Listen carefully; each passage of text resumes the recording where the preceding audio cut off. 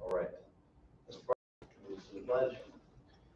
Pledge allegiance to the flag of the United States of America and to the republic for which it stands, one nation, under God, indivisible, with liberty and justice for all.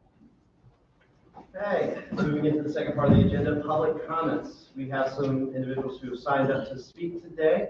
You will be given 3 minutes to speak. Mr. Harvey, there he is. You will be given 3 minutes to speak. If you are with a group, you will be given 5 minutes to speak. Only one individual per group may speak for the full 5 minutes. Please specify who that group is. Your names will be called out in the order that was given today. If you did not sign up, you will be given an opportunity to speak after those who signed up to speak have spoken. So first, Mr. Reed, you're going to be a timekeeper. First is Chris Sandquist. Good afternoon, gentlemen of the board. I speak at the moment on behalf of MACA, the Monticello Area Community Action Agency. I am your elected representative for Nelson County to the board, to the board of MACA. And the reason that I wanted to speak to you is that we will be holding a town hall for MACA, as well as our March board meeting at the Nelson County Memorial Library next Thursday, March 23rd. We're going to have a town hall meeting from 4 to 5 p.m., a meet and greet.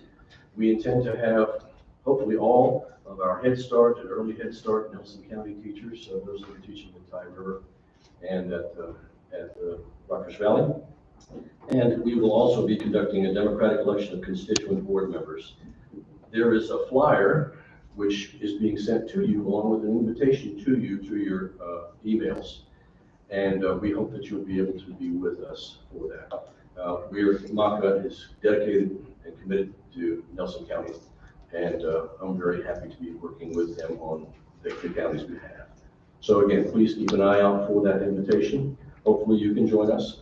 And by the way, there is they have the ability to, on this flyer, which is going to be put on the website, thanks to Amanda, they can go in and conduct and participate in a community needs assessment survey, which is an opportunity for our constituents to then explain to MACA what they believe their needs, and in this case in Nelson County, are. So thank you very much. Chris? Doris Boyer?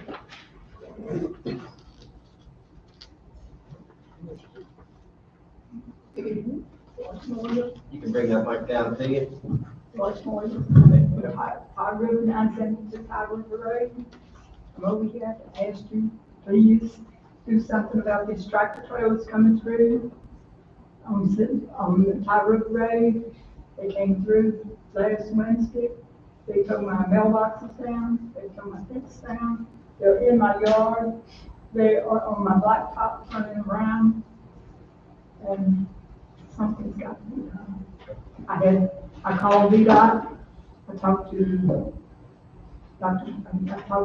Mr. Martell, and I had talked to the sheriff. All right. And they just turned up everything. They went to the underpass one day last week. They tried to get through the underpass. They got the tractor through. They couldn't get the trailer, and they hit the underpass and did a lot of damage to the trailer. A stern wheel holders, not drivers. They cannot back up.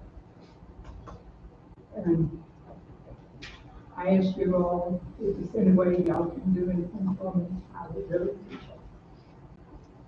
Thank you, ma'am. James Bryant?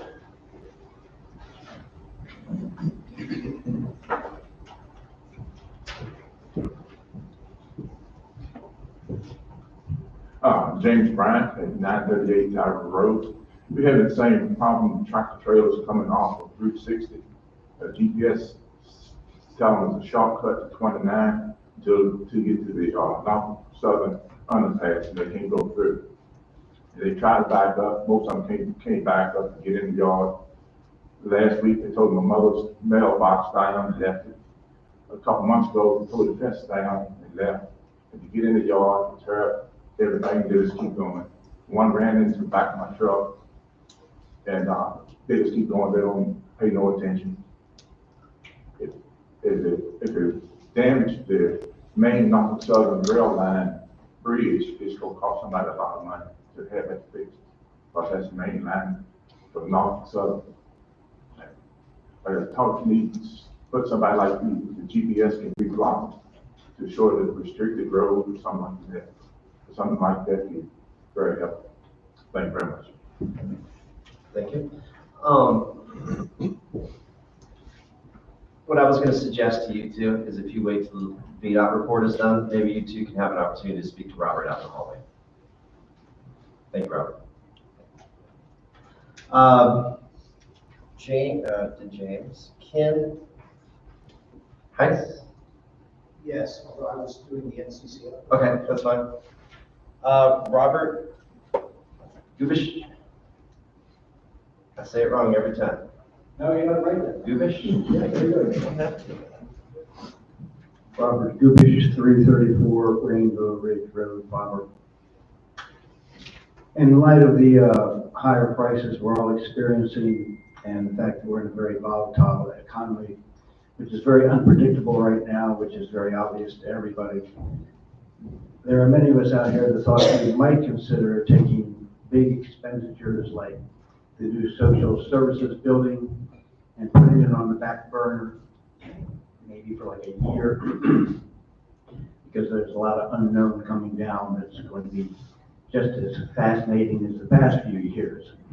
And with all the money that we just saved, maybe we could invest some money into researching what was true behind the COVID story and what was not true behind the COVID story. Because to this day, there are many of us that are still freaked out that that story said I couldn't go to church, but I could go to Walmart. And as an American, and as all of you know, we've all taken an oath to support and defend the Constitution. That Constitution was in the toilet. And we all are still dismayed out here that, ho-hum, let's move on to the next thing. I think we should invest some time in understanding what really happened there, so we don't let it happen again. Thank you. There's some roof work going on at the moment. Southern Air is working on our stuff on the roof, so that's what this noise is on. Raylan Allen. Hello, I'm Raylan Allen, and I live at 114 Grimes Drive in Madison Heights. Gentlemen, good afternoon. I've come before you today to request a small donation of funds for a worthwhile project. As a student in the Blue Ridge Virtual Governor School, I was tasked with selecting a senior project to support my community. The project I chose focuses on ways to improve student engagement in the learning environment. I had the idea of creating an outdoor space in which students could get out of the classroom and experience learning in a natural setting. Tie River Elementary School has an existing concrete pad in a protected courtyard area, but there are currently no options for shade, which makes it difficult for students to both see their work and focus when the sun makes it too hot to focus. I thought it would be a beneficial idea if a structure could be added that would provide a shade and better define the space. Thus far, I have raised enough funds to start what I hope to become one of several phases for this project. For phase 1, we will be adding 6x6 salt-treated posts to support the installation of a commercial duty sail shade. We selected materials that will support the design of future additions to the project. Ideas for future phases could include adding additional posts and structures to create an attractive pergola, adding select plantings to both beautify and better define the space, or adding specialized outdoor furniture to promote learning and considerations for special needs students, and enhanced walkways leading up to the space. I would humbly request the board consider a donation of $300 to $500 for this project. Thank you for your time and considerations, and please email me if you have any questions. All right. Mr. Hill?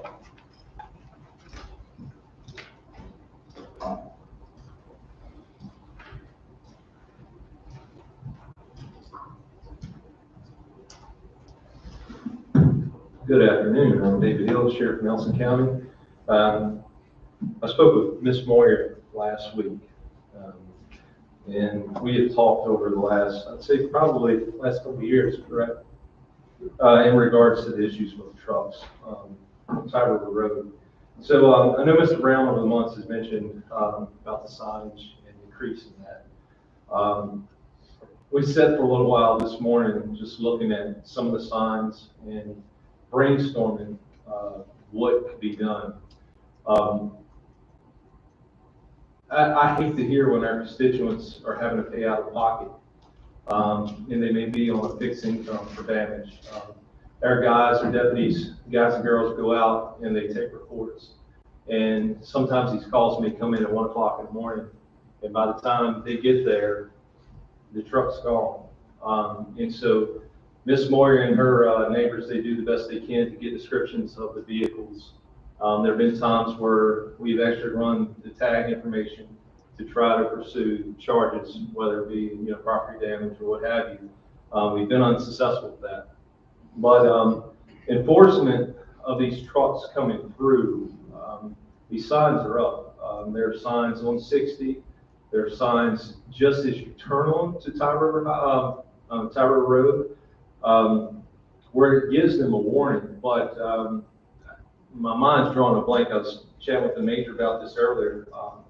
We were at a conference some months ago, and we were coming back from Virginia Beach, and I can't remember the locality. Maybe Beat can explain, but they had a height warning symbol.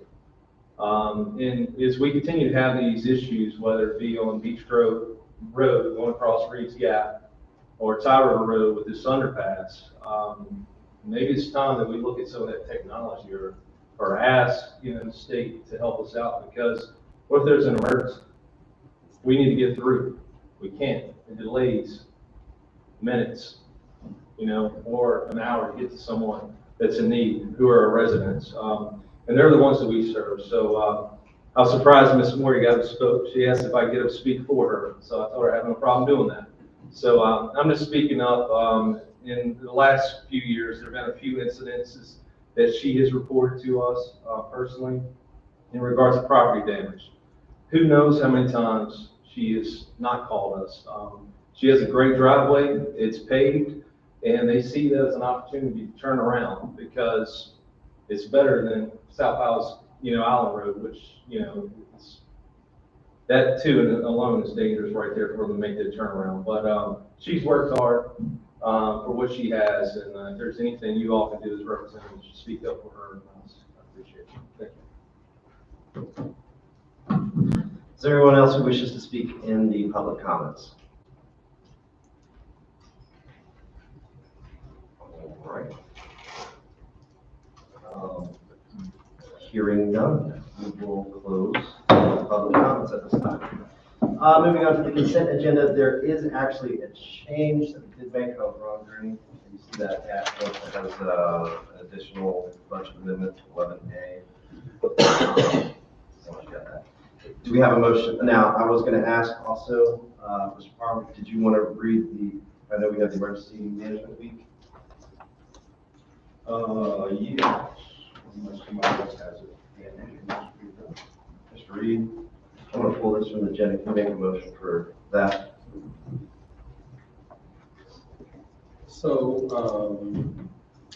And this is E2023-01. correct. Nelson County Board of Supervisors Emergency Management Professionals Week. Whereas the emergency management team of Nelson County and the Commonwealth of Virginia work tirelessly behind the scenes to create a safer, stronger, and more resilient Nelson County in the midst of natural disasters, pandemics, civil unrest, terrorism, and other man-made and natural threats and hazards. And whereas every emergency begins and ends locally. And whereas emergency managers are considered vital public service to and between essential services that assist the county to prepare for, respond to, and recover from emergencies. And whereas emergency managers develop agency plans and procedures, organize training, including first responders and community partners, manage, lead, and provide skills and resources to minimize the impact of disasters work with state and federal agencies to find the most effective methods of disaster recovery, to increase safety and security, as well as build business continuity. And whereas the role of emergency managers in creating a safer, more resilient community is more important than ever, now therefore be it resolved that the Nelson County Board of Supervisors do hereby proclaim March 19 through 23, 2023 as Emergency Management Professionals Week in Nelson County, and encourage all citizens to honor the Nelson County Emergency Management Team, to recognize their service behind the scenes and commitment to the health, safety, and welfare of all who live and visit in Nelson County. We have a motion, do we have a second? Second, Mr. Parr, any discussion? Any no discussion? We'll do a vote by acclamation. All those in favor say aye. Aye. Motion passes unanimously. Thank you all. All right, for the remainder of the consent agenda, do we have a motion to approve as presented? So moved. We have a motion from Mr. Parr. Is there a second? Second from Mr. Barton. Any further discussion? Hearing no discussion, we'll do a vote by acclamation. All those in favor say aye. Aye. All right. Passes, consent agenda passes unanimously. Moving on to presentations. VDOT report.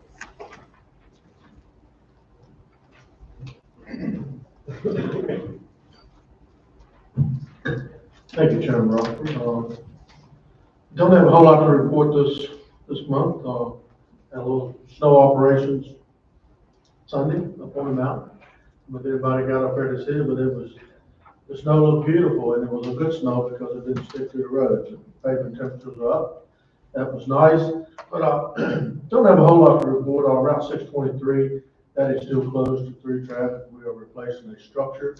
I was down there a few minutes ago looking at it. That should be reopened hopefully within the next 2 weeks. It looks like we've got the new structure set and they're backfilling, so that road should be open soon. Other than that, we are doing a lot of ditching operations, shoulder cutting on various roadways. I know we were over on 8 out today in the Bryan area headquarters, and been doing the same over at Shipman's area headquarters. You will start to see a lot more focusing on drainage, on us working on drainage, ditches, shoulders, and replacing pipes. That's kind of trying to get back more to the basics of our maintenance operation that has a great impact on how our roads hold up and the maintenance that they need. Amanda put up the current rural rustic priority list. We will begin doing a 6-year plan revision here shortly. That's just a list of what we already have. Those are roads that you've asked us to put on the list. I just asked to just take a look at that list.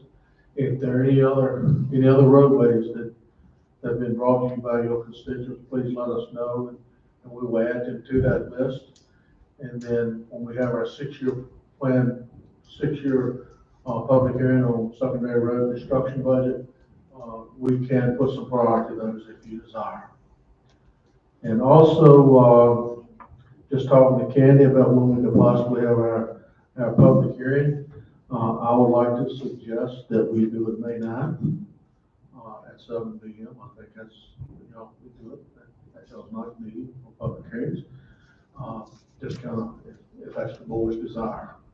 But other than that, that's all I have today. All right. Spartan, do you have any questions? Yeah, we've talked about it 5 or 6 times about Miss Moyer's problem. Yes.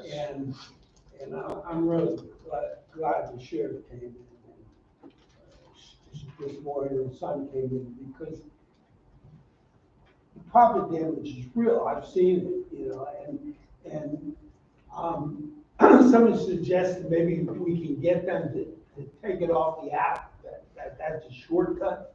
It's possible. But, I've gone by this sign that exists before the last possible place to turn off before you get down to the bridge and cross the bridge to the underpass. Is it possible? I think it's a necessity to put a light on that sign because clearly people go right by it. They're not looking, because it's not like the crossroads or anything. They just go right by that and never see it. Now, someone also mentioned it's a health problem, because people of that neighborhood have mentioned if a truck gets stuck underneath that underpass, there's really no way, real way to get into that area.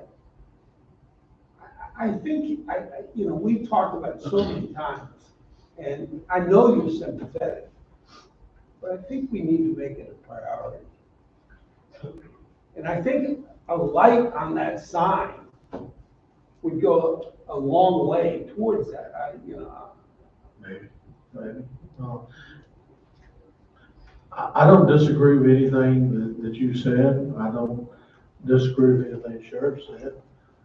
This is a problem, when you have a restricted route, trying to get truckers to obey whatever level of signage that you have. Certainly, we will be glad to look at it again. It has been reviewed at least twice by our traffic engineers for additional signage and ways of making improvements. Obviously, the truckers are not heeding the warnings that are given on those signs. But I certainly will be glad to take another look at it and Mr. Barton, maybe get out of the box a little bit and be a little creative if that's what it's going to take to maybe to try to help the situation. But I look at other roads that we have we have truck restrictions on that we're having little success at keeping them off. I think about the Route 600 over that goes to Greif off 60. We have made numerous attempts to put up additional signage, and I still get the same complaints from Greif that truckers are coming through. I'm just saying, we can think out of the box. We can do a lot of different things that we hope will help. But at the end of the day, these truckers have to understand and be able to understand signage. And I think that's a big problem, Sheriff. We've got so many truckers that do not understand signage or can comprehend it. And I don't know how to fix that, but we will certainly look out of the box. We've been looking at it from merely a signage aspect. What can we do? I know we don't have the international truck symbols over on that route. That seemed to have make a little bit of difference on Route 600 going to Greif. Putting up the international truck symbols with a circle and a crosswalk to it so that they're prohibited. Maybe that's the answer. Maybe what you're talking about, putting some flashing lights on may help. But at the end of the day, these truckers have got to put following their GPS, and I don't know how you change that, because we have very little success getting any of the GPS companies that map to make any changes because at our request. But I am certainly willing to try to take a fresh look at this and just see what additional measures might be possible. The GPS, if they refuse to deal with it, they're responsible. Don't they become responsible? No. Why? They're sending truckers on the route that is going to cause trouble. It's on every app, every phone, every computer. The app doesn't necessarily, Google Maps doesn't have discretion to determine if you got, a 16-wheel truck. I mean, are you telling me a lot of apps are full of baloney? I knew that.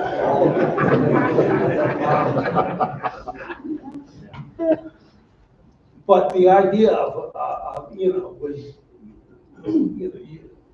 some sort of light, because that sign. Another aspect of this is that the people who go there are not usually professional truckers. Truckers would only have to go through it once, not to do it again. So it's a lot of people who are not experienced truckers, and that's a problem. You have to find some way to alert them to that sign. And flashing lights, people pay attention. I mean, it doesn't have to be a, spectacular thing. That's an option. I'm gonna make a suggestion, Sheriff, and Brian, and Maury, can y'all meet out in the hallway after we're done with the rest of us, and they're gonna figure out the problem a little bit more, hopefully. Sound good, Mr. Barton? And hopefully it's a flashing light. I know, but we've talked about this so many times, and I think it's serious besides property thing, a health problem, and it's been dealt with. He's got it on his agenda right after we're done. Mr. Harvey? Mr. Reed? I just want to continue that a little bit. Mr. Brown, are you familiar with any states or commonwealths that have taken steps to try to bring, their departments of transportation and these apps into alignment? Is that something we need to lobby our state senators and representatives to try to implement? Because this is a problem, we've talked about this probably every year at some point. And, the problems have not gone away, they've just continued. And I don't see any other possible solution to this except for perhaps counties and VDOT and maybe TJPDC or whatever it is to get on a legislative agenda to try to get some, take some steps on behalf of, the counties and the residents in the Commonwealth to try to deal with this problem, which is happening all over our county and others as well. Mr. Reed, I'm not aware of anything ongoing, but I'm probably not the best person to ask. I will certainly pose that question to some of our traffic engineers that would be much better able to answer that question. I'll pass that along, try to get some information on that. And I'll poke around with our legislative liaison through TJPDC, Mr. Blount, maybe he has some ideas. But I need to talk to some folks. I'm really not that versed. I understand. in that, so. Just trying to tickle a nerve and maybe get something. Absolutely. Absolutely. Mr. Parker? Yes, the intersection of 29 and 151 in Clifford has, I guess it's kind of an interactive flashing light on 29 when people are coming out. It's a dynamic, call it dynamic signal, yes. Has there been any thought to placing something along those lines at 29 and 56 in Colleen? That seems to be having increased traffic accidents. I have not heard any discussions on that. I know that intersection, we looked at that intersection closely a few years ago because the crash data was so high, and we made some changes to we made some improvements or changes to the crossover, put some pavement markers on that to help prevent double stacking and keep people aligned, with a short double center line. Other than that, I don't know we've looked at that seriously. That is something we can check into. I'm not sure about how the crash data has been since we made those adjustments to try to get better traffic control in the crossover. So I don't, are you aware of the crash data? I haven't looked at it lately. No, I just know there were 2 accidents last week. There just seemed to be, and I don't know when those improvements were made versus when there was a fatality there about a year ago. I think that was after the improvements were made. It's a bad spot, and I can't tell you how many times I sit at that stop sign and watch the double stack in front of me. Even down. Oh, yeah, they're sitting right beside the sign that says no double stack. They're double stacking right there. So just something that is fresh on my mind with the recent activity. We could certainly have a conversation about it and take a look at the crash data to see what that shows since we made those improvements, or try to make some improvements where it would eliminate that double stacking and that type of. Yeah, I would like to know, even though since the improvements were made and what's happened most recently. And then just, you mentioned shoulders and stuff, but coming down the west side of Saunders Hill between the big house and Jesse Johnson's, that's eaten away real bad. I mean, it's coming over the pavement on that side. That's it.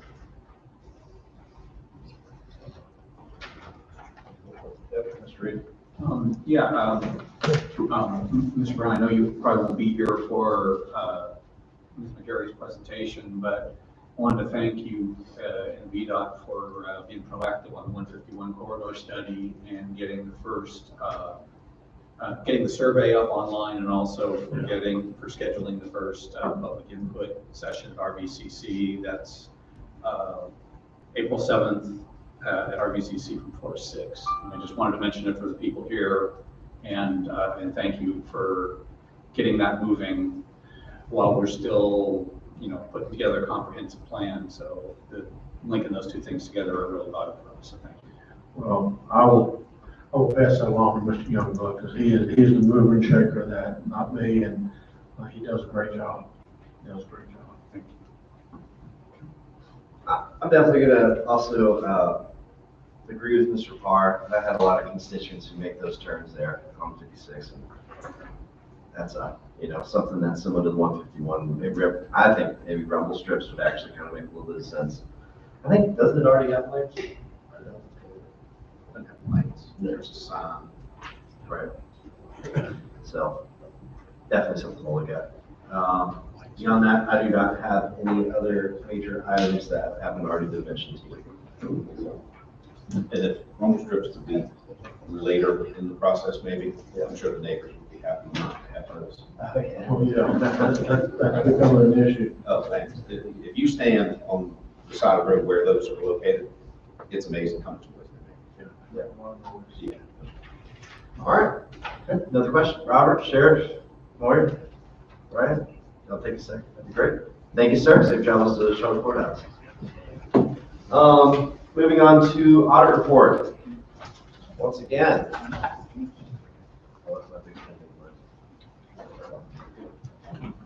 Good afternoon. Thank you all for having me.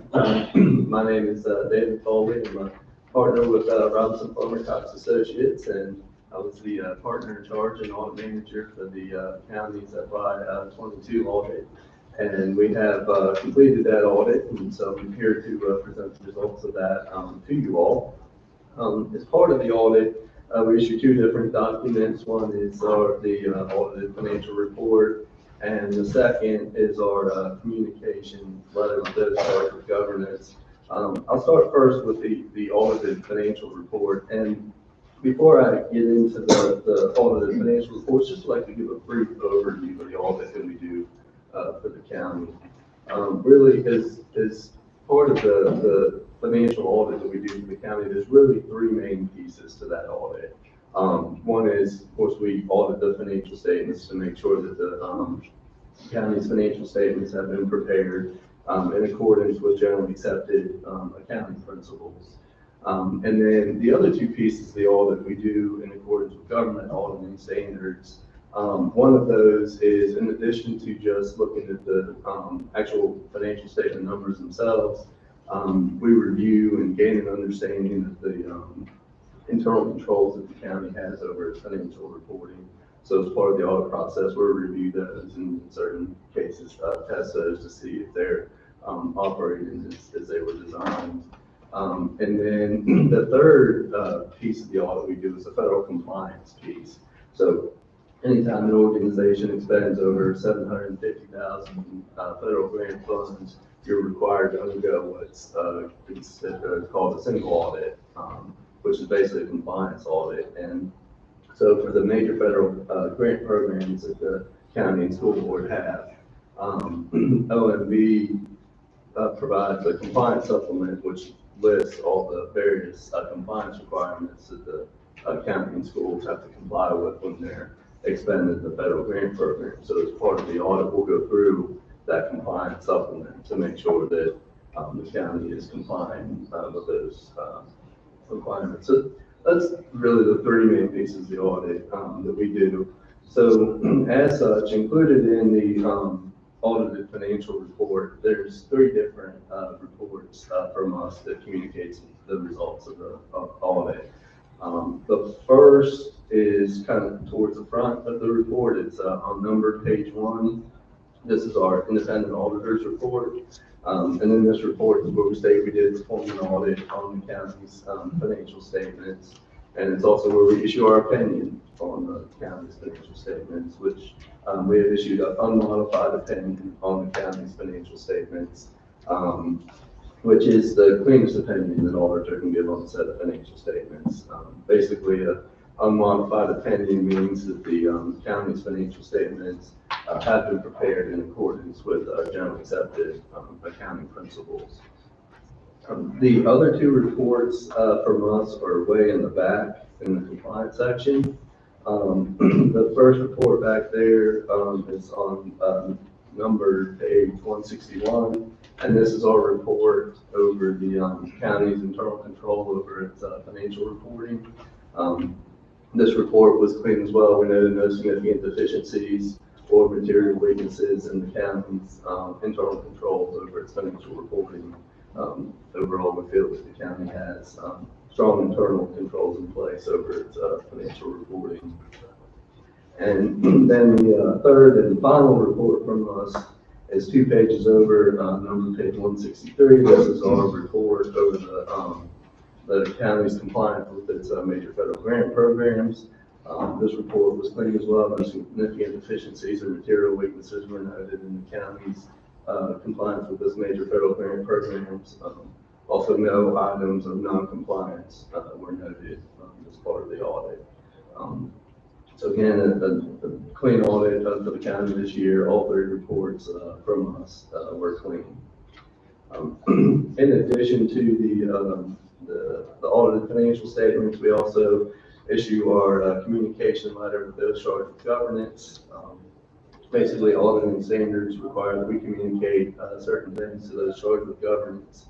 At the end of an audit, we do so in the form of this letter. Just briefly would like to go through those with you all. First, some qualitative aspects of accounting practices. And here we communicate management is responsible for the selection and appropriate use of accounting policies. Management, the county did have to implement a new accounting standard, GASB 87, which changed the way you had to account for operating leases. But the county did implement that, and that implementation is reflected in the financial statements of the county. Accounting estimates are an integral part of preparing the financial statements. For example, management estimate of depreciable lives for capital assets, and that's used for calculating depreciation expense. Also, management's estimate of the pension and other post-employment benefit liabilities. Those estimates are based on actuarial evaluations done. Difficulties encountered in performing the audit. We had no difficulties in dealing with management in performing the audit. If we had any, we'd have to disclose those to you all. Really, all the county staff does an excellent job in working with us during the audit. They always do an excellent job of having documents ready for us when we come on site so that we can jump right into things. They also do an excellent job while we're on site answering any questions that we have, and also in pulling any additional documents that we require. We certainly understand that all the county staff has their normal job that they're dealing with, and to have 4 auditors on site, walking in and out of your office can be certainly time consuming, but we appreciate they work, so allows us to get the audit done. Corrected or uncorrected misstatements, there were no uncorrected misstatements. Any adjustments that we proposed as part of the audit were provided to management and posted to the accounting system. So that way the county's accounting system agrees with what you have in your audited financial statements. Just a few more here. Disagreements with management. We had no disagreements with management over the accounting and reporting. If we had any, again, we'd have to disclose those to you all. Management representations, we do get signed representation letter from management at the end of an audit. We do that in the form of a signed letter. And then lastly, regarding management's consultation with other independent accountants, as far as we're aware, management did not consult with any other independent accountants in terms of second opinion shopping. But even those are just the required communications we have to make to you all. But that's all I have, but be happy to answer any questions you may have. Any questions at this time? You're pretty good at this. Would you say we came through this audit with flying colors? Yes, it was very, very clean audit.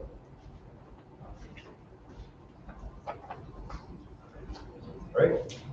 Anything else? Are we supposed to, this is nothing action, so we ask that every. Thank you.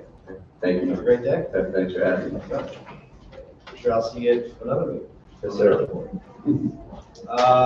Moving on to Community Center Coalition.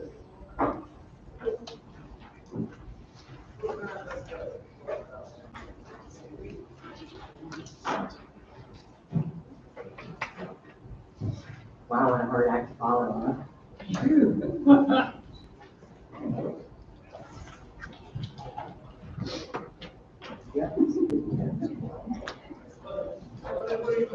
So, hi, I'm Margaret Claire. I think I know everybody. You all know me.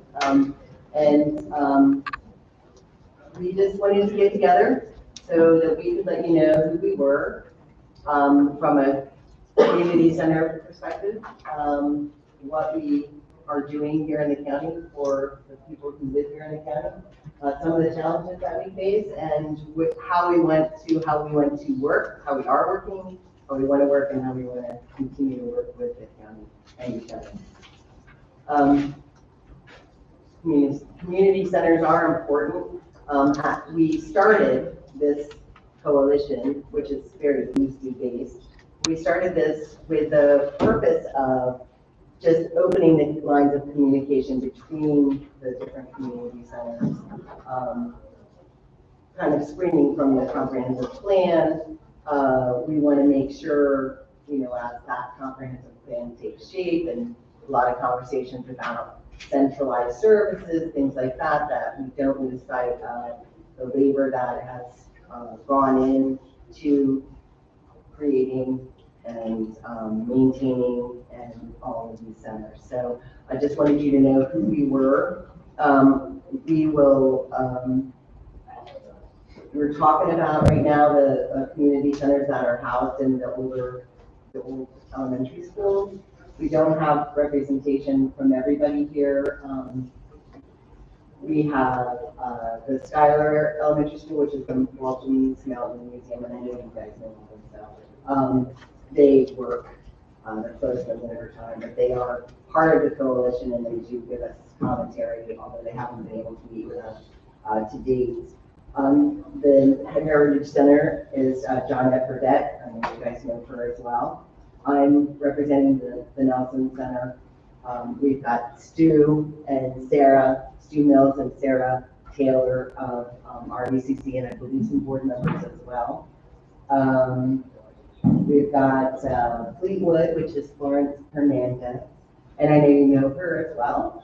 And then Gladstone, we've got Joanne Asher is here for us. And I've got a slide to go through each one, and I want everybody to have an opportunity to speak to their particular center. And then John. going straight to Skylar. I'll speak to theirs.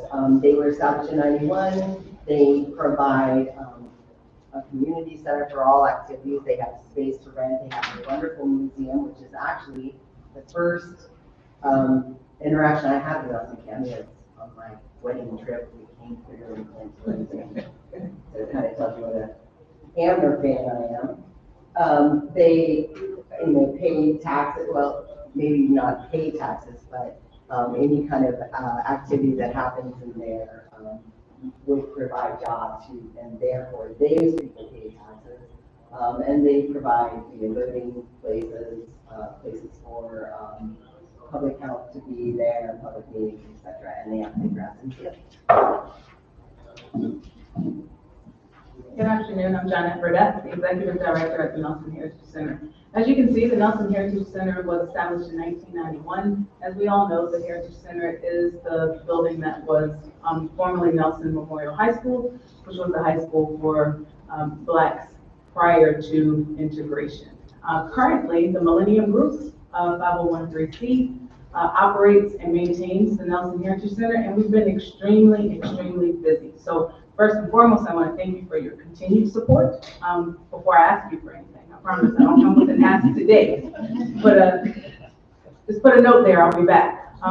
We have finished the renovations to our gymnasium. So a $400,000 project to renovate the gymnasium. We're just waiting on some last minute things before we receive full occupancy of that space. And we're extremely excited to partner with Parks and Rec and other recreational groups within the county and even outside of the county to bring some much needed physical activity, not just for our youth, but for adults in that space, to create that safe space that especially our senior citizens have a nice, flat, safe, climate controlled place that they can walk and engage in physical activity. We are also under construction now, as you know, for the health department. So we are working with Wall Construction and renovating the southern end of our building, about 30% of the building that will house the health department. We have been in conversations and talks with the Wellness Alliance, and we're extremely excited about ongoing partnerships there. We continue within our building to have space for our other tenants, long-term tenants, also just to have space for the community to rent. We have a very affordable rental rate, and actually, as I speak today, we are fully booked through June, the third week in June at the Heritage Center, and that brings me to our next renovation project. We are currently working on renovating the part of the building that you see right here, the largest part there, which is our auditorium. That's the most rented space that we have. So we're working now to acquire quotes to renovate the auditorium, the restrooms, as well as the lobby. So with that renovation, along with the gym renovation and the health department coming in on the other side, we're extremely excited about what this building will continue to mean for the community. We're truly each and every day living up to our vision of a community coming together. So we thank you for your support, and we ask you just to continue to watch as we grow. And that takes us to the Nelson Center. The Nelson Center is a project was a big project, like a $3 million project where we worked together, the county, NCCDF, and JAVA worked together to renovate the old elementary school. We operate really a hub for the services that are in the county. We have the rec department, we have the extension department, we have PT pluses in the basement, we've got NCCDF, we've got MACA offices there, we've had the Wellness Alliance, and maybe they'll be coming back, we'll see what happens there.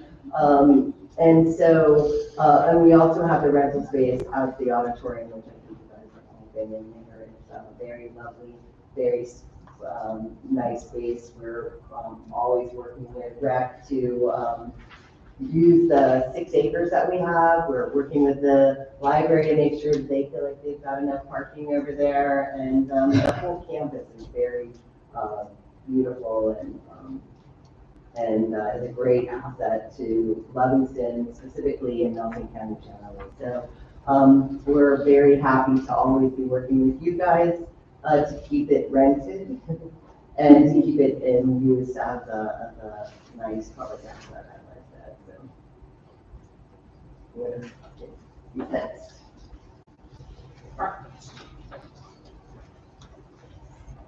Hi, I'm Stu Mills with the Rockford Valley Community Center, here with Sarah Taylor, who's our operations manager. That's a fairly new picture of our VCC that shows done by a drone, and in the front porch you can see Sarah standing there talking to someone. We're formed in the year 2000, and now in our 23rd year of offering social and educational and cultural and recreational opportunities for the Rockfish Valley. And that puts us squarely in Ernie's territory and Tommy's territory. We serve basically the same constituents. I just wanted to mention to you that we do our strategic planning every 3 years, and in our session this January, we addressed the desire of our board to reach out with the expertise and resources that we have to assist you as leaders of the county in doing the long-range planning that needs to be done in the areas that we both serve. One of those major areas is recreational services. As you may know, we've invested hundreds of thousands of dollars in the last 10 years to improve the recreational facilities that we offer to your constituents. And we'd like to offer our expertise in those areas and our desire to work with you in the planning as you look at new opportunities for recreational services in particular for the county. Very proud to be involved with the Coalition of Community Centers that is recently formed. And I hope that you'll look at us as a resource in helping you making decisions for the development of services for those constituents. Thanks.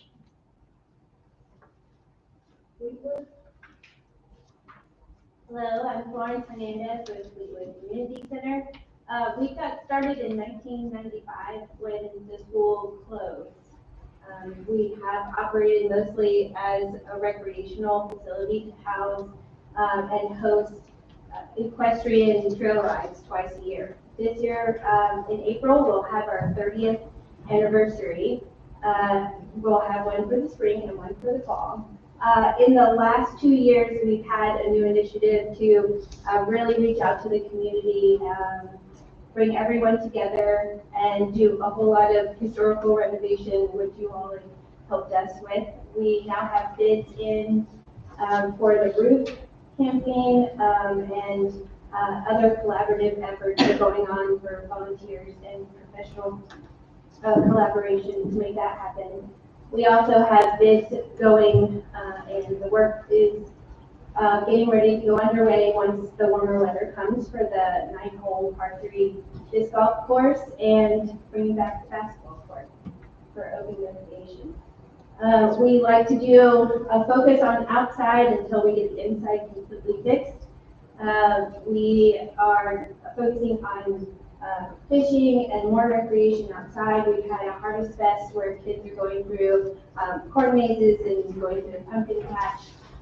We've done showcasing all of our local apples from all of our local different orchards. Everyone's come together, and it's really been beautiful. We also have a lot of tie-dye and arts and crafts where everyone gets to do some hands-on activities as a unified community. It's very nice. So we're very excited to work together. We've talked a whole lot about how we can supplement and not necessarily compete, where we can work together and help each other. So I'm very much looking forward to continuing.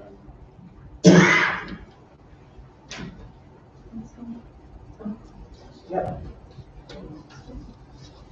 Good afternoon, Joy Natcher, representing Gladstone Community Center in Depot. We are still in the beginning stages. We're not open and serving the community as of yet. We do try to serve in other ways just by, we have a candlelight ministry that comes in once a week and gives out food to seniors and people in need. And so we are looking forward. We're very excited to be a part of the Community Center Coalition, and I appreciate Lawrence reaching out to us. So thank you for your time. So as everybody's mentioned, there are quite a few services that we independently provide to the people in our communities, office space for rent, meeting space for rent, and oftentimes for free. I know at the Nelson Center, we have people come in there all the time.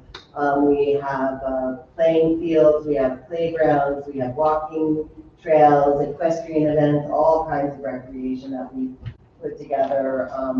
Tons of cultural space. I know at RBCC they have a gallery that was private and now is, well, still private, but it's a community center that's running it.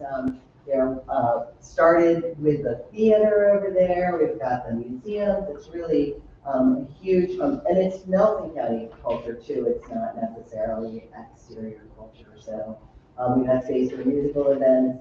And then we have commercial spaces as well where you can do shopping. We've got Rosalba Butchers in our building. We've got the Treasure Chest, which is my go-to shopping place, and the markets. And I mean, there's many, many opportunities that we already serve for the county.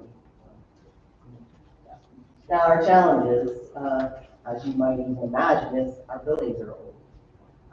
Some of us are way down the path of renovation, and it's a maintenance issue because, the Nelson Center's renovation was 20 years ago, and, it happens at 20 years, everything starts to break. So, and it's a constant struggle to keep those buildings open to the public. If you haven't started, it's a seemingly insurmountable path forward. We also have security issues where people are running into the bushes, or they're, if the trash dump is closed, they just put the stuff right there at RBCC or whatever, there's just use and overuse and abuse issues that we are challenged with. And then, of course, funding, which you have heard many times, I'm sure, and you probably will hear many times again. We're always looking for funding for those renovations. And so, we have opportunities to collaborate with you in all of these areas where we're collaborating with each other to try to see if we can maximize what we're doing versus competing with each other. And really just to offer what we can offer to the communities that we serve. But maybe, go ahead, you can finish up. I didn't mean to cut you off. No, that's all right. So in closing, we want to, again, thank you, but to also thank the community. I think you have heard, and you all know, you are very familiar with our community centers and the work that we do. But just in synopsis of today, we all serve very specific needs in the areas of the county in which we exist, but we also together serve a very shared need within the county. And we're honored to do that work. We're humbled to do that work, but we need some help. And we will continue to need help as you look at all of the challenges that we face. But the benefits that we provide to the community as a source of recreation, as a source as a place for the community to come together, to fellowship, to meet, providing those meeting spaces for other nonprofit organizations at little to no cost. Those are all benefits for the county overall. And as the community centers have come together in this coalition, we've had the opportunity to meet and to talk and to strategize and to talk about grant writing and to talk about different avenues. So we wanted you to know that we're definitely working not just behind the scenes, but out front to make Nelson a better place. We love this county. We are invested in the county, and we will continue to partner with each other and with you as the board to provide that avenue of support. So thank you.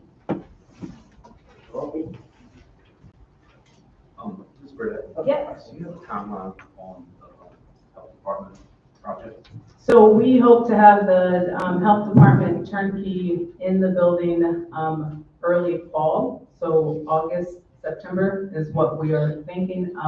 We are currently working on a revised timeline just based on some approvals that we need to get from VDH. So once we have those, we'll iron out our timeline. And my plan is to get Candy and then to make an appointment to come back and do a full presentation on the Heritage Center. Any other questions? Thank you all. Moving on to Nelson Community Wellness Alliance.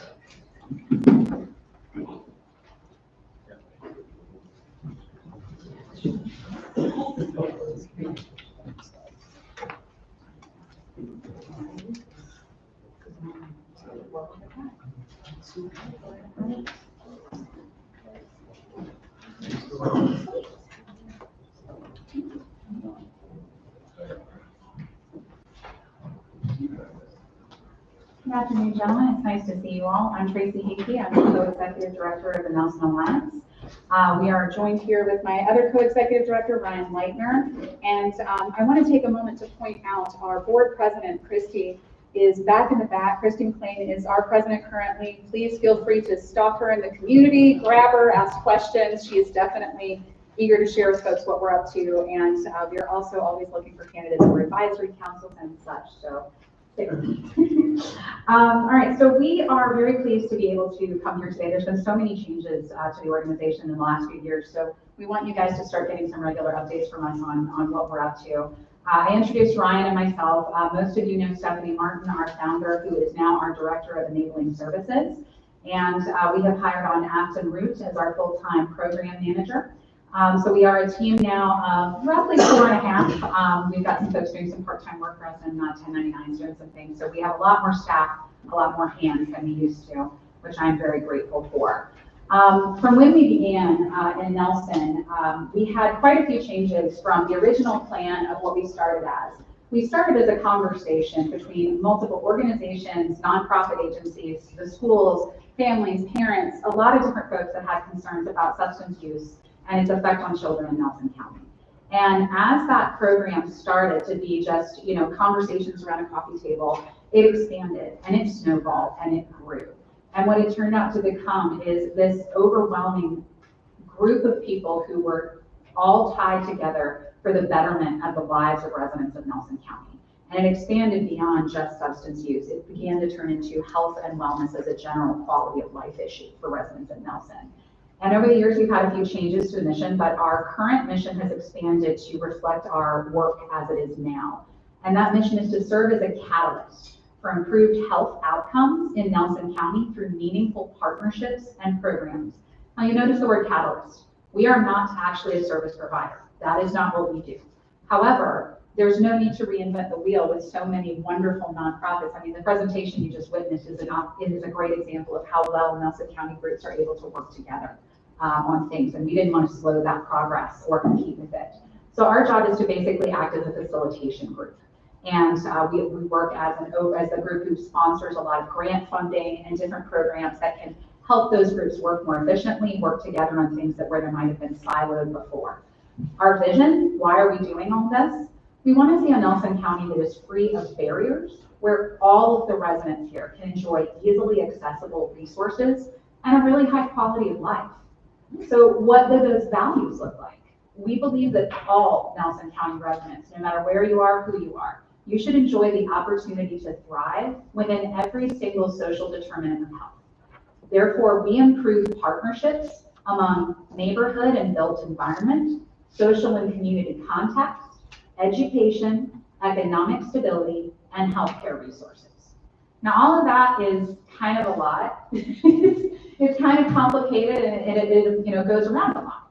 And so one of the things that we wanted to do today for you guys and also for the community is sort of break down, what does that really look like here in Nelson County? What is that going to mean for you and for the residents here? One of our top priorities, obviously, is improving health outcomes, right? So that generally means when folks come for health resources, when they go to their doctor or their lifespan or their general health while they are alive, those are all health outcomes. It's the result of their experience within the healthcare system. And so those outcomes, those are systemically lower in rural communities. It may be because you don't have enough providers here. Nelson County is recognized as a healthcare provided shortage area in multiple areas. I'm sure you guys all know that the doctor's offices, dentists, mental health professionals, they're very few and far between. And so a lot of folks aren't able to access those resources. That absolutely has an impact on your health outcome if you can't get to the resources. But it also has all of those other social determinants of health that we were talking about.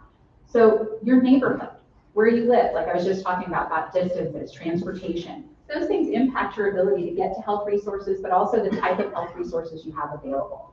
Social and community context. Is there stigma in your community against seeking healthcare or seeking certain types of healthcare? Or is there a community context where it is, appreciated within the community to take the time you need to have sick days, or within the kind of jobs or, industry that's in that community? Education. If you don't have a solid education, to go on, you may not know about the healthcare resources or the healthcare things that you might not need. You may not know that your grandmother might need to go to the doctor or your child might need to go to the doctor for certain things. Economic stability. Every single one of you, I'm sure, has somebody in your life or knows someone who has someone in their life who, because they can't get a job that pays enough, they do not have health insurance. They cannot get the health services that they need for their family. And healthcare resources, obviously, that's the providers we have here. So what we want to do to improve those health outcomes in all of those sectors, we want to expand the collaboration between all of the different agencies. And Ryan's going to talk a little bit more about how we're doing that. We're continuing our monthly meetings with the community. We're communicating very regularly. Since the beginning of the year, I think if Ryan and Christy and I together have not had 70, 80 meetings with different agencies here, I mean, most of the time we're in meetings back to back from 9 to 4 with different agencies trying to work on bringing things either to Nelson County or improve what's already here. We want to raise the quality of life. We want every single one of those areas, those social determinants of health, to have an improvement, and we want to be a part of that. We want to make it stronger, more accessible, increasing access and removing barriers. You guys hear that all the time. I'm sure a lot of people have heard that. It's a very good buzz phrase right now. And a lot of grants and on television, a lot of folks are throwing those terms around. What it really means is I want to make sure that they can get there. And I want to figure out what it is that's keeping them from getting there. And I want to make sure that we can help them remove that problem. And for us, what a lot of that has become is our enabling sources, right? We have resources for people to help them get to the service, get to the provider, get to the agency, but also, so that includes a lot of different programs that we're working with, but also things like childcare. I'm sure every single one of you knows a grandmother that's watching 2 or 3 grandbabies because somebody can't, go to work otherwise. There's a lot of problems with childcare here. So we're currently working on that program as well. This has become all-encompassing for those social determinants of health. So we're trying to get them there and remove the things that are keeping them from getting there. And educating the professionals and the public on health and wellness. Again, those social determinants of health, people might not think that the education that they're getting might impact their healthcare and their wellness.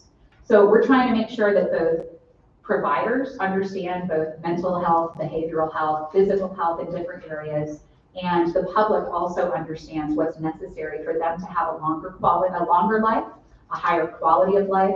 There's a lot of different groups. Men have very different health outcomes than women. They have shorter lives. There's a lot of things that impact your overall quality of life when it comes to health and wellness.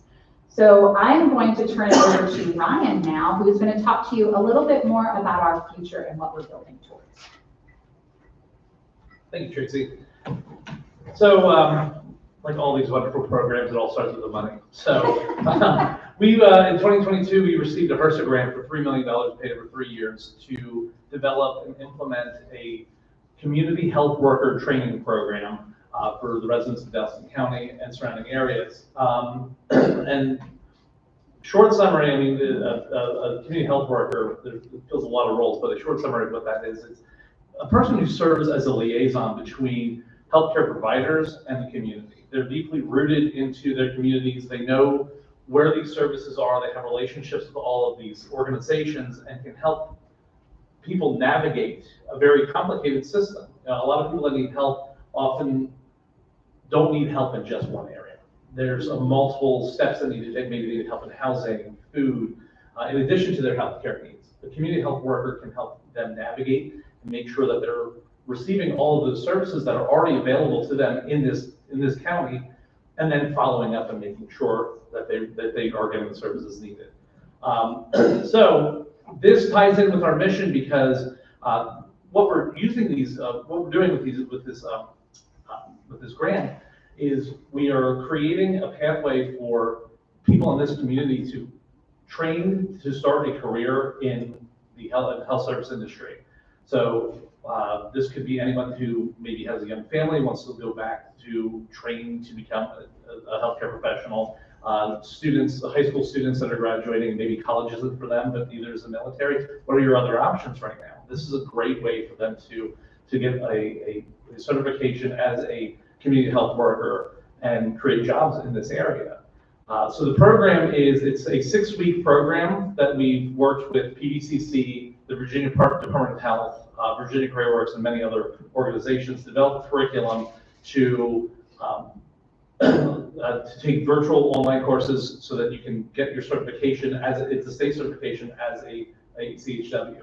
In addition to that certification, the training, there's also a year-long apprenticeship period that you have to go with. We're also working with the partners through the Alliance to guide these trainees into these paid apprenticeships so that they can, when they graduate from those apprenticeships, they would have the best opportunity to have a job lined up for them at the end of it. So when we were applying for this grant, we took a look and realized, well, what are the things that are going to deter somebody from going through this training program?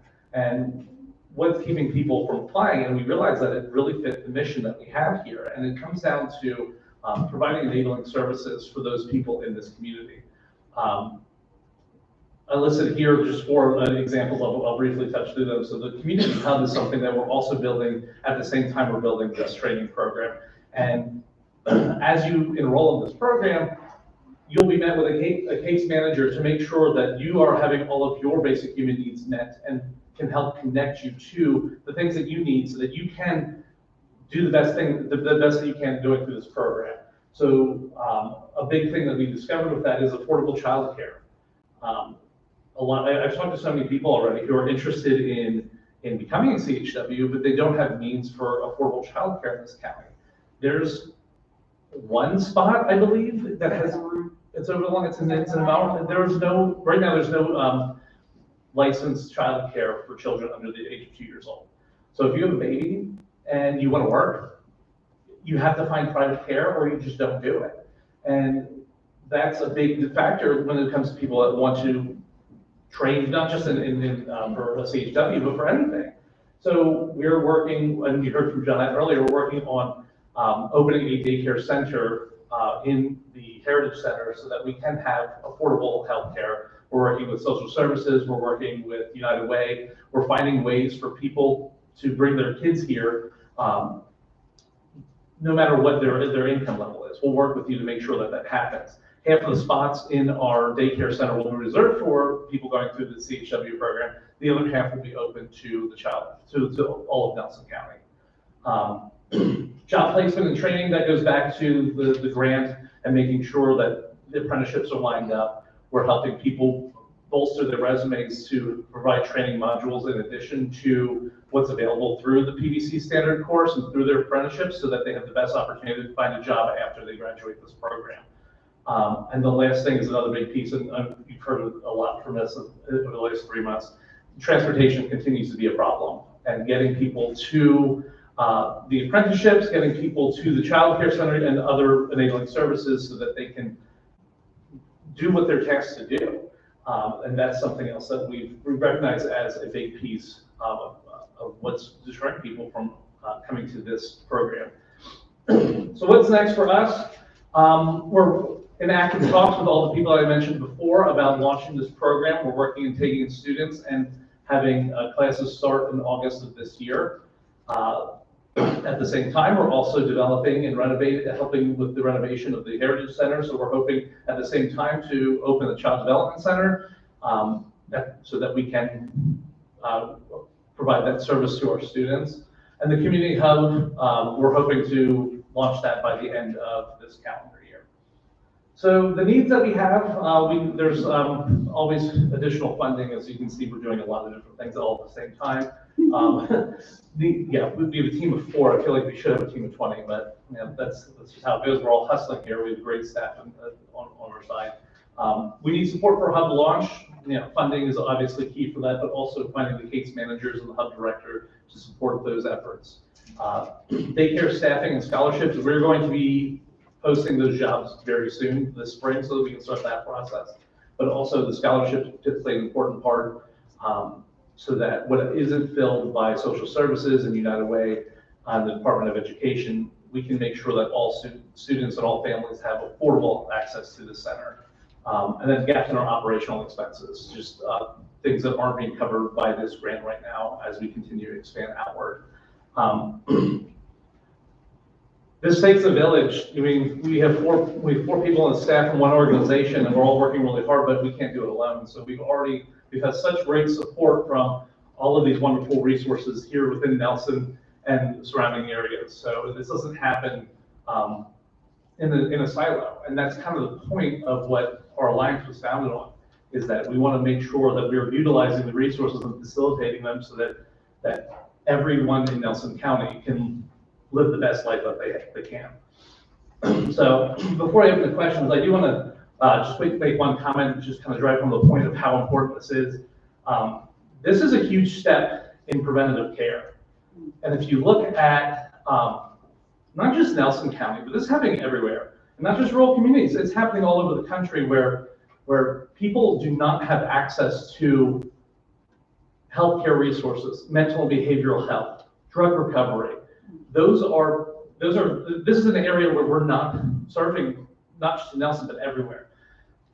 It's important to me. And I know that I'm the new guy here, and I'm not from Nelson County, but I do want to share this. My youngest brother, who's probably my best friend, he's a law enforcement officer outside of Harrisburg, Pennsylvania. He's also on their crisis intervention team. And he calls me before every shift, at night or day, whatever he's on.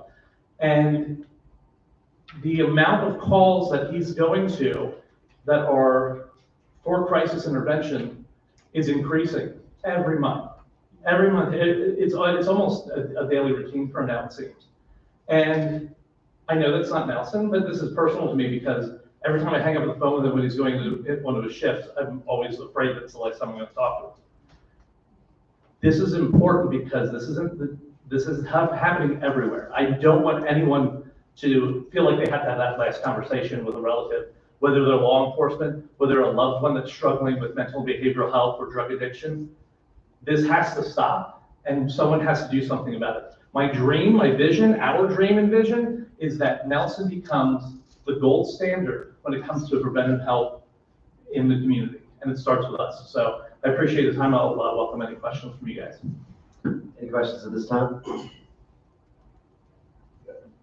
Funding, the grant, is that grant renewable? We're not sure. The department of the federal department that worked on it through Health and Human Services, this is a pilot program. And I actually want to comment, when Ryan was saying that, made me think about it.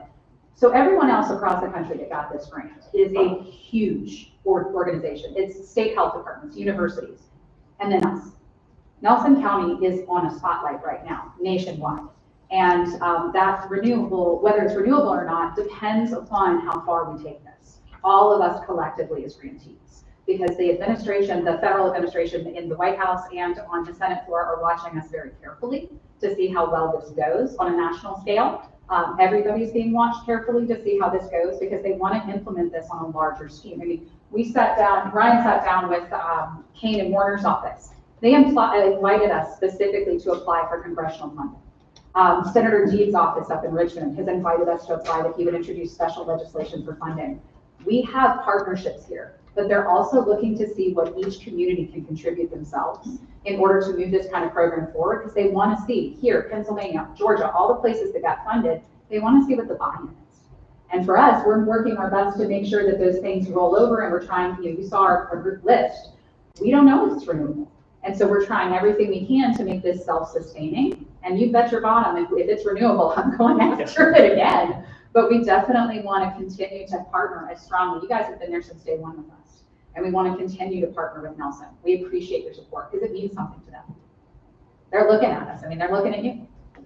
And if it's not renewable, there has been, like you said, we're in the spotlight, so it might not be this exact same grant, but there's opportunity for us to seek additional funding. I mean, we're actively going after private funding to make sure that we're filling in those operational gaps. That's something that's very important, because the more funding that we can get to fill in those gaps, the more that we're going to be able to do in that 3-year period. And this is something that's gaining popularity nationwide. And so even if there's not this exact grant, what there are pieces of the grant, because the community health worker program is exploding. If you Google community health worker right now, you're going to see overwhelming amount of data of people all over the country trying to implement them to solve some of our current healthcare provider shortage problems across the country.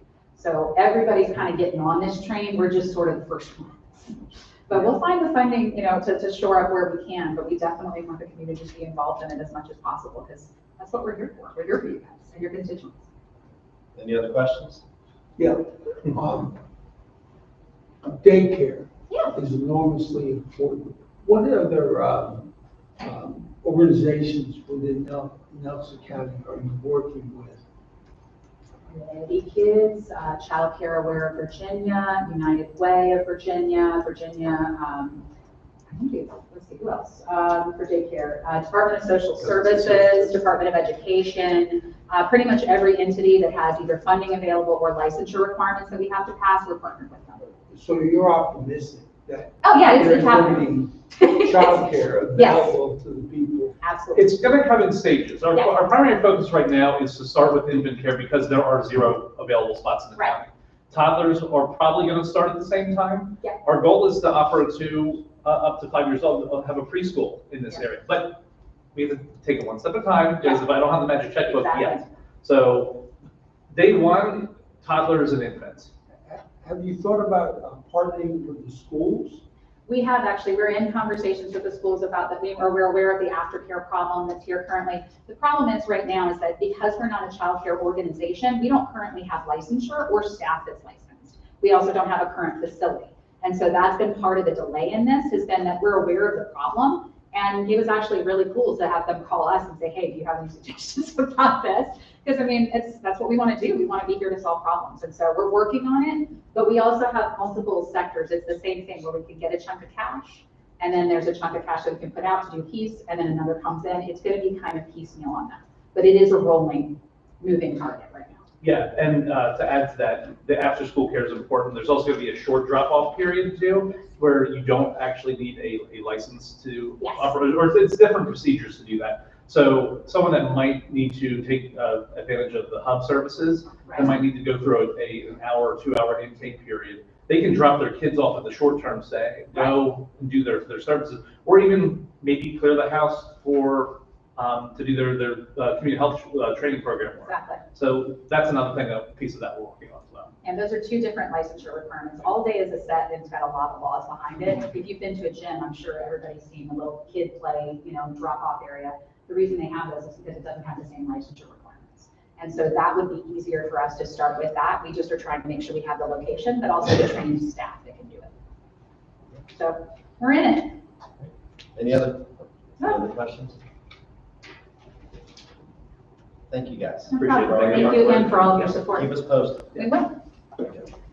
All right, Nelson County Community Fund.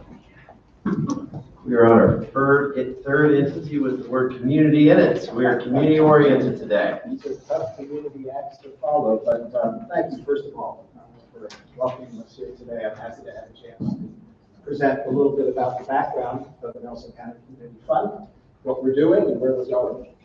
My name is Ken Heisey. I'm starting my 4th year now with the Community Fund, and for the last 1.5 years, I've been the board president.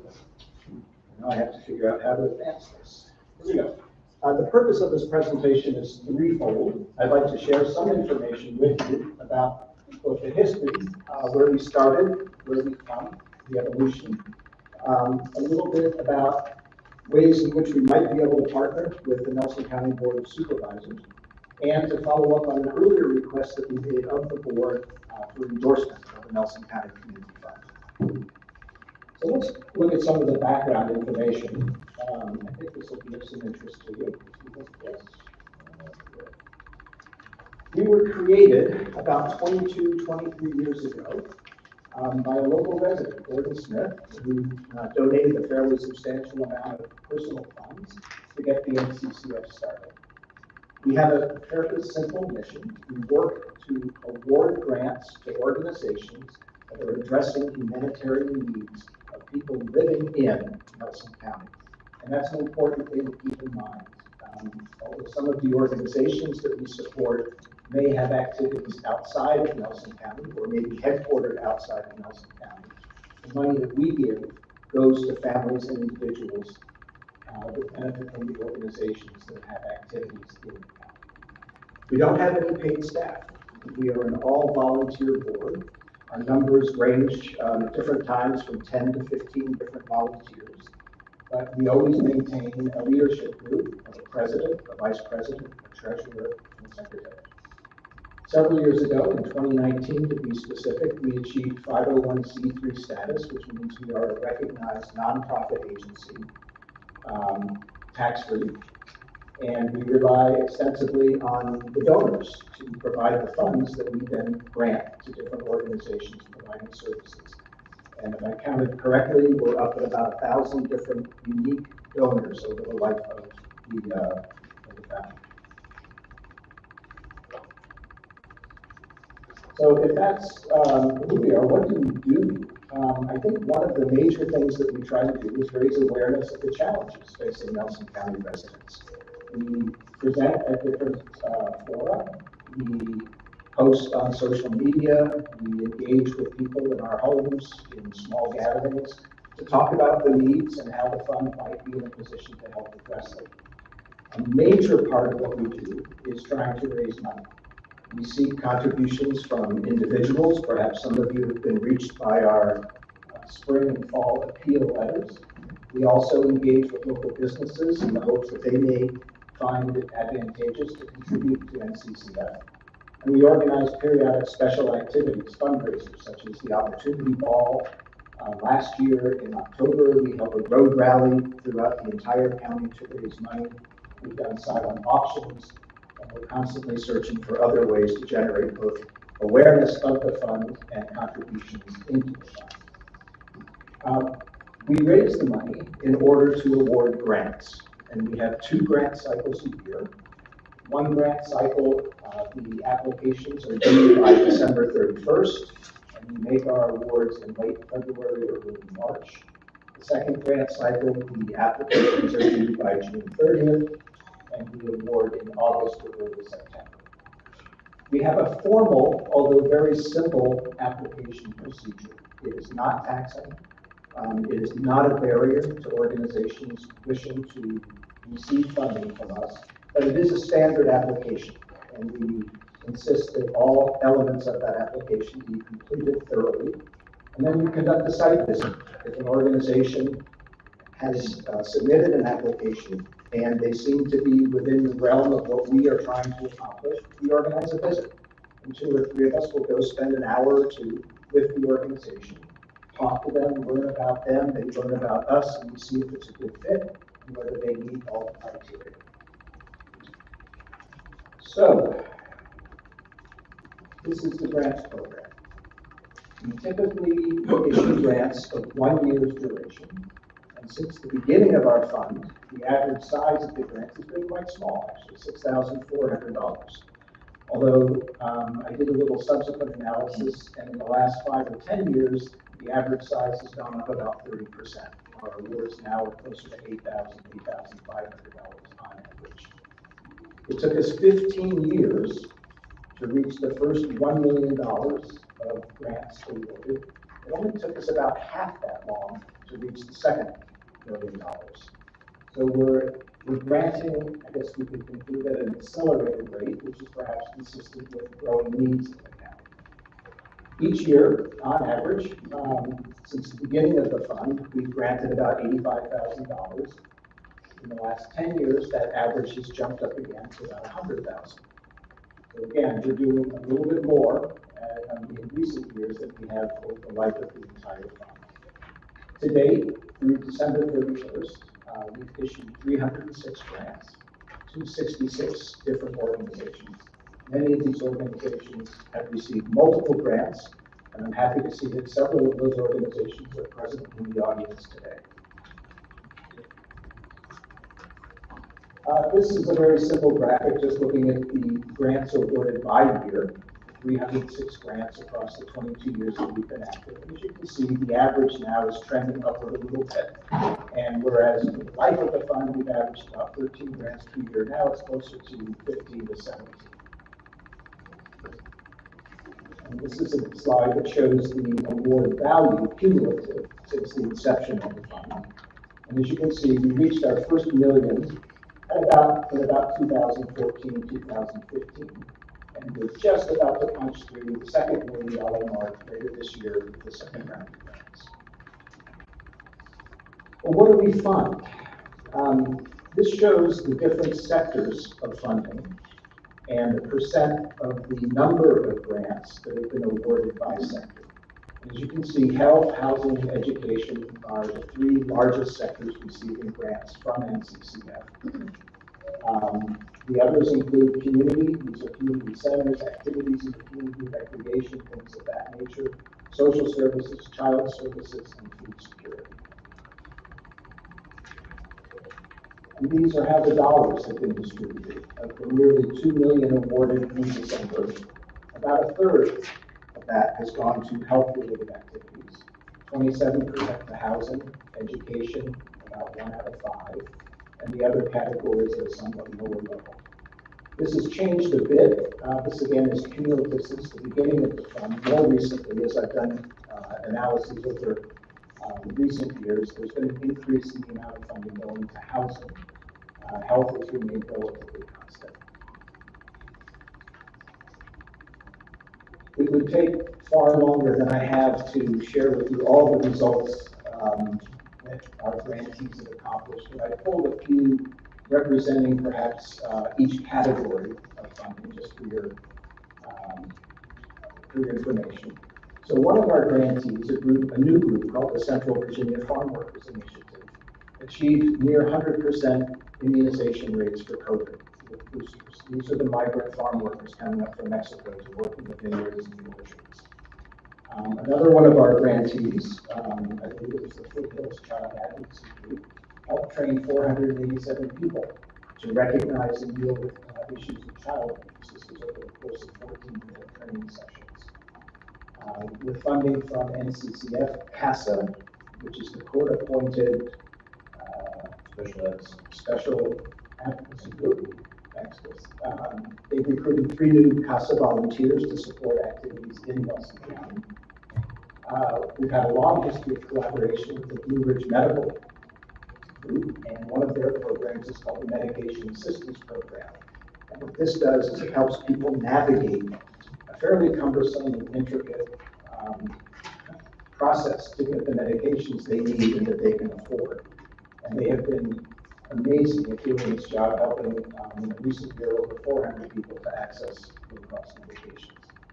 As was mentioned by Johnette, recently the gym renovation at the Nelson Heritage Center has been completed. We were one of many donors to that cause, and we're very happy to see that that has come so far, and it's such a lovely facility.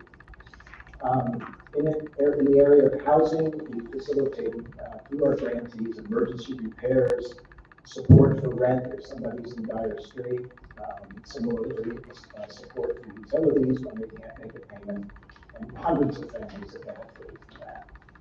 We also support environmental education.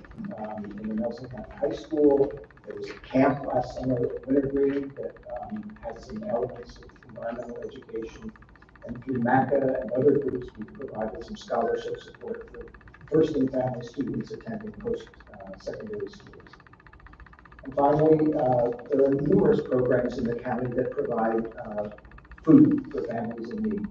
One of our grantees targeted school children who might otherwise have not had adequate food over the weekends away from the school programs, so they provided weekend supplements. So looking to areas of possible support and collaboration with the Board of Supervisors, first I'd like to thank you.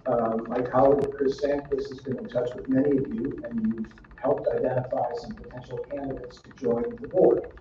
We've had discussions with several of them, and we are very optimistic of bringing them on in the coming months. So thank you very much for your inputs on that. It's been most helpful.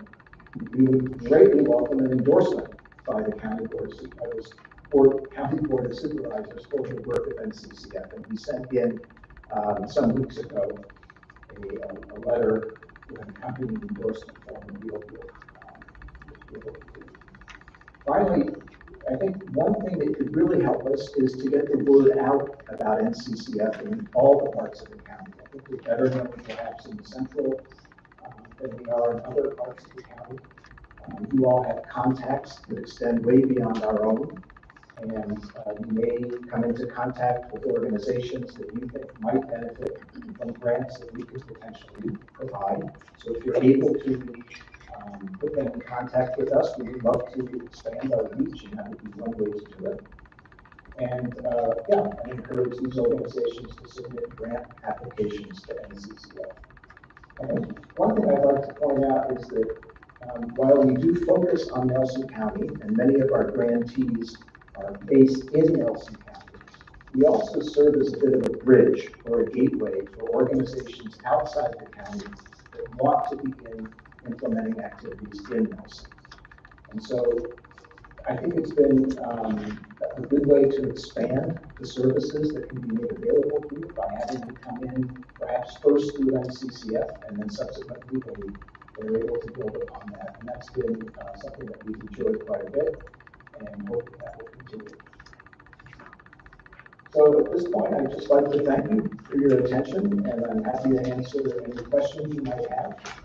And again, it's both fortuitous and satisfying to know that several of the groups that have preceded me have been working with us as grantees, and we're looking forward to continuing that collaboration moving forward. Thank you. Any questions? Yeah. I'm curious. So scholarships that the Smith scholarship, is that part of this?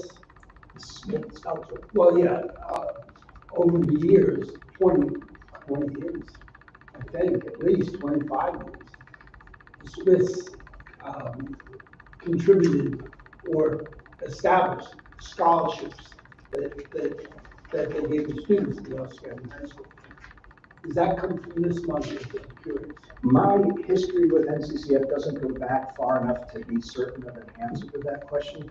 I do know that while I've been involved, the funding for scholarships, and these are not full scholarships, these are support for students possibly covering the cost of books or the cost of those think that's separate. That would be separate, yeah.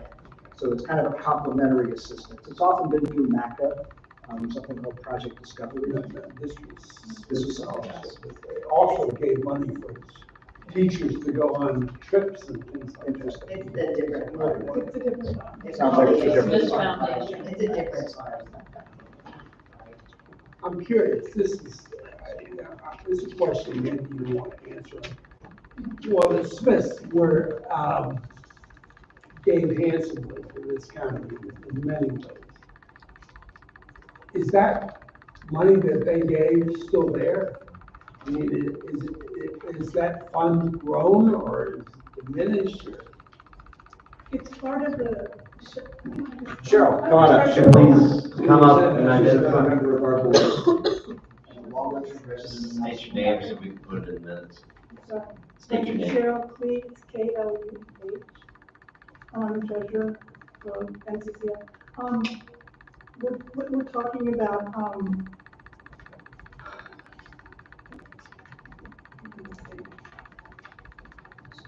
the Smith family gave money originally, and we put a lot of our endowments into the Charlottesville Area Community Foundation, which has grown a lot since then. So I assume I came on as treasurer just a year ago, but I'm assuming that was part of what went to CACF.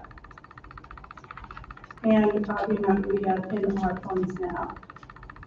So they were the start 20 years ago. I mean, we don't have to separate that. It's like it goes into CACF or it's not property. So that's where my money is. All right. Any other questions?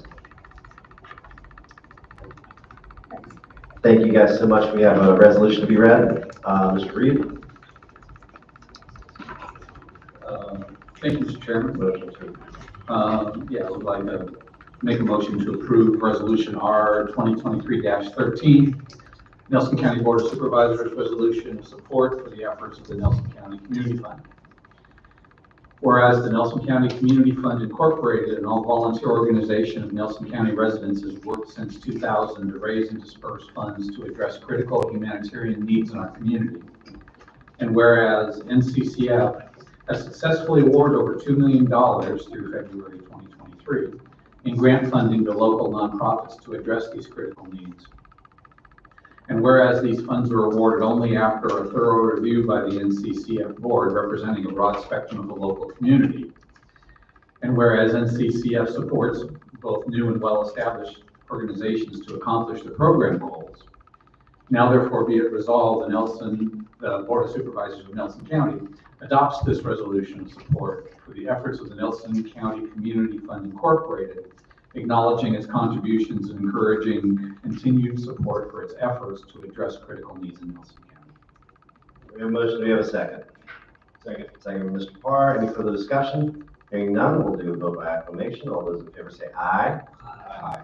Objections, abstentions? Hearing none? Unanimous. Thank you all for your work. Appreciate it. Candy will sign one and give it to you later. All right, moving on to the budget introduction and proposed schedule.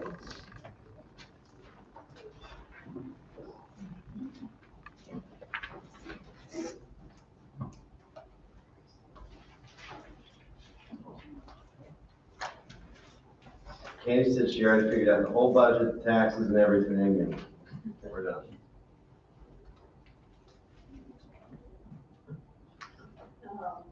While Amanda's getting our revised draft budget calendar loaded, I would just like to take this time to thank all of the community organizations that came and presented today.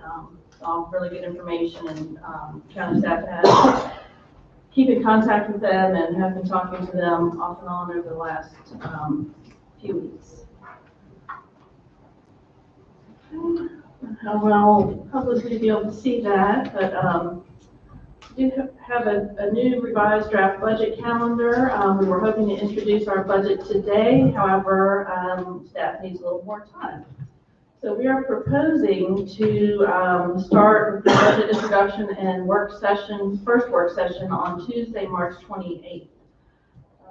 This calendar is color-coded and weaves in some particular items. The black text indicates a regular board meeting. The blue indicates things that have to happen that are related to taxes, and the green indicates a budget work session item, and the kind of bronze color indicates it's related to the budget public hearing. So as noted, even though the schedule is revised, we were able to keep about 4 budget work sessions scheduled every Tuesday and Thursday starting March 28th. And you'll notice the last one that's proposed for April 6th is where the board would need to make any decisions related to any tax increases and authorize a public hearing if that were to be something the board wants to do. And then following down the line, we would have deadlines related to submitting the notice to the paper for the public hearing on any tax rates if needed.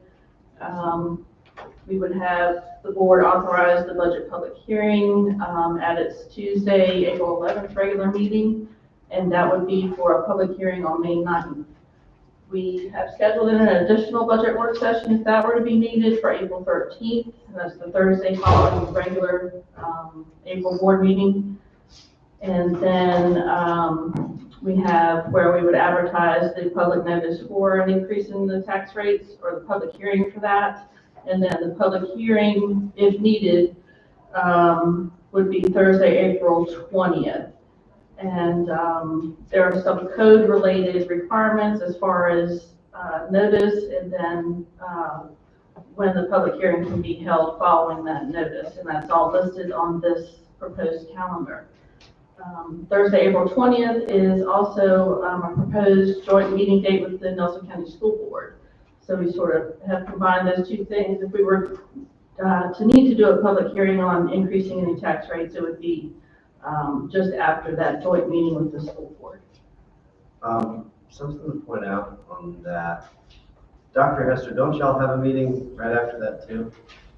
I didn't hear the date, the 20th. April 20th. 20th, we have the 6 o'clock, when we have our scheduled school board So meeting. we'll have two of our meetings both right after our joint meetings.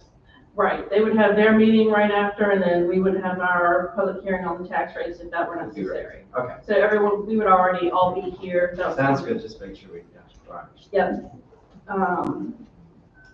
So then you can follow down the list there.